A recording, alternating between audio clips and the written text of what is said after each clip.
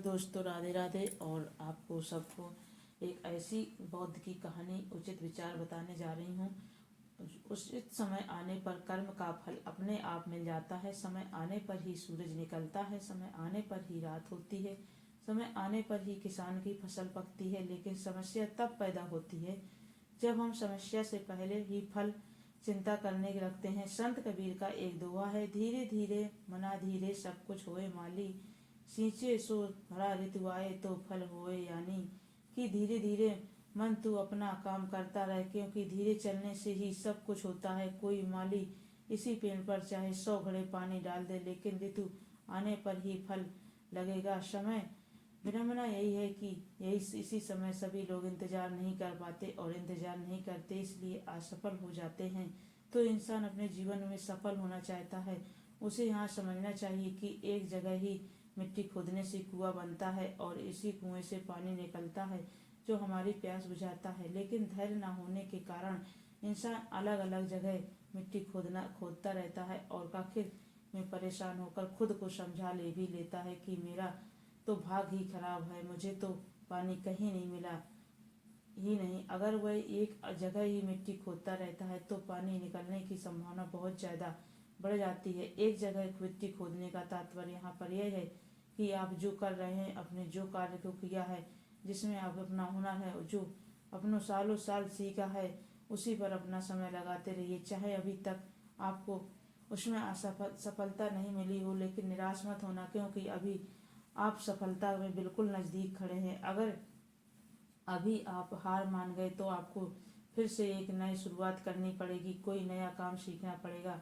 हुनर पैदा करना पड़ेगा, और इसमें फिर से सालों में नया समय लग जाएगा। अभी तक जो सीखा है, अभी तक जहाँ पर मेहनत करी है, वहीं मेहनत करना जारी रखिए। अगर दरवाजे में पहुंचकर वापस लौट गए तो खुद को माफ़ी कभी नहीं मिलेगी पाओगे, मैं हमेशा पश्चात करोगे। और दरवाजे पर खड़ा था, थोड़ी ही मेहनत करनी थी, बस एक कदम अंदर आना रखना था और सफलता मेरे सामने थी, लेकिन दरवाजे से वापस लौट आया। काश थोड़ी सी मेहनत करी होती तो हिम्मत दिखाई होती, अंदर प्रवेश कर ली ही गया था। हिम्मत हराने थी तो शुरुआत में हराने थी। जब मंजिल आंखों के सामने होती है तो कभी हार नहीं मानी जाती, बल्कि हौसला और ज़्यादा बुलंद किया जाता है।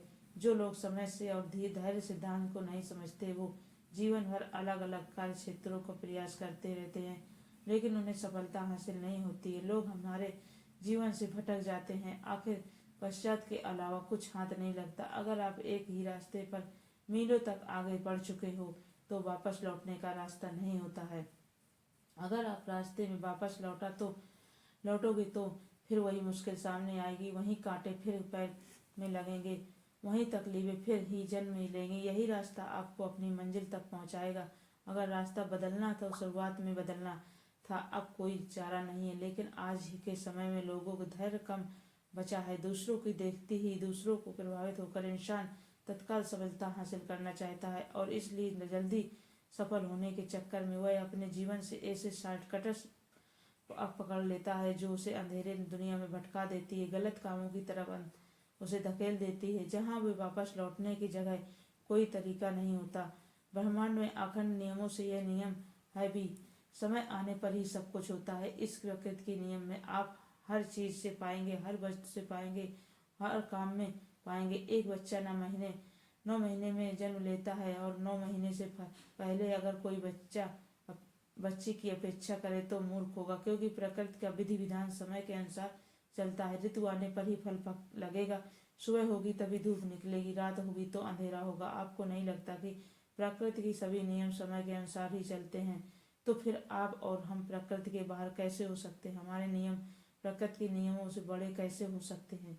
और अगर हम प्रकृति के नियम समझते हैं तो हम ये क्यों नहीं समझ पाते प्रकृति के नियम के अनुसार समय आने पर ही हम सफल हो पाएंगे? क्यों हम ये सही समय तक इंतजार नहीं कर पाते? इसका जवाब यह है कि हमें सही समय का पता ही नहीं होता। सुबह कब और शाम कब का हमें पता होता है कि किस समय आएगी, लेकिन हमारी सफलता हमें कब मिलेगी उसका समय का हमें सही पता नहीं होता, और इसलिए हम उम्मीद हार जाते हैं, अपना रास्ता बदल देते हैं और जीवन के असफल होते चले जाते हैं। ये सोचने की बात है कि एक इंसान कितना इंतजार करेगा, 5 साल, 10 साल, 15 साल, और तब भी सफलता नहीं मिली रही हो तो ज़्यादा इंतजार भला वो क्यों करेगा। या तो उसे पता चल जाएगा उसे 20 साल तक सफलता मिल जाएगी, या फिर उसे ये पता चल जाएगा कि उसे कभी सफलता नहीं मिलेगी, तो फिर वही वहाँ अपना रास्ता बदल सकता है।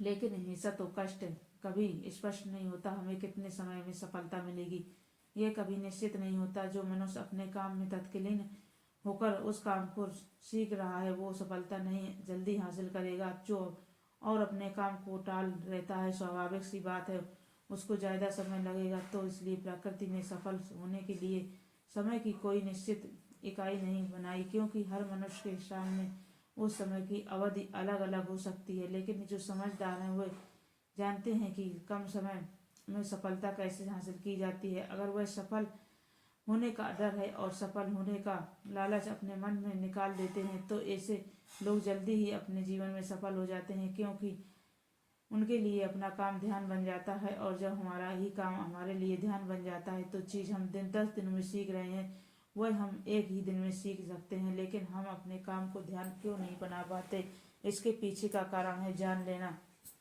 आवश्यक होता है।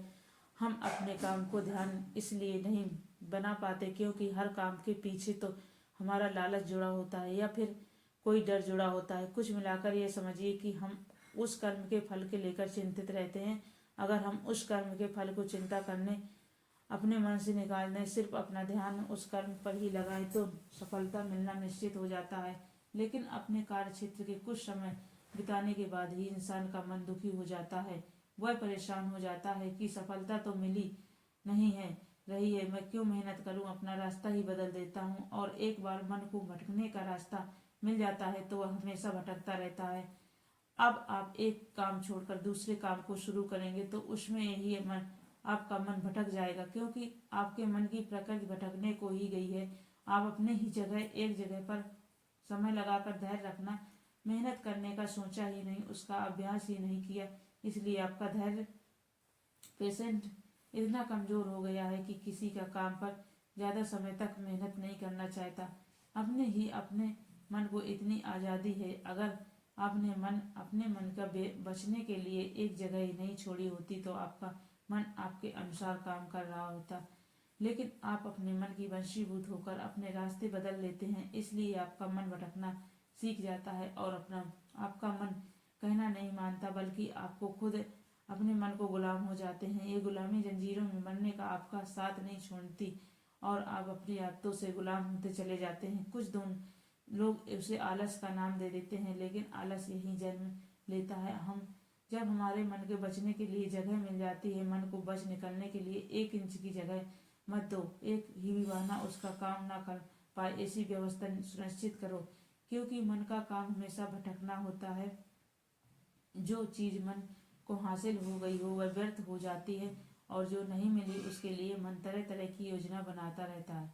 मन का स्वभाव एक जगह ठहरना है कि नहीं, वह पानी की तरह बहता रहता है। लेकिन अगर हम अपने मन को समझने का प्रयास करें तो हम उस पानी के बहाव के साथ बहते चले जा सकते हैं। उसके बाद हमें प्रयास नहीं करना पड़ेगा और जबरदस्ती नहीं करनी पड़ेगी। मन को समझने के बाद आप अपने मन के मालिक हो जाते हैं और एक बार मन के मालिक बनने के बाद आप अपने मन को जो चाहे वह काम करा सकते हैं। और मन को समझने के लिए सिर्फ एक सूत्र याद रखिए, समय आने पर सब कुछ होता है। और अगर आपका मन पेशेंट या धैर्य रखना सीख जाता है तो आप अपने मन को समझना शुरू कर देते हैं, क्योंकि धैर्य और प्रतीक्षा ही मन को ताले की चाबी है। मन को जल्दबाजी समझना ही नहीं जा सकता। इन ध्यान का काम है कि ध्यान का काम है।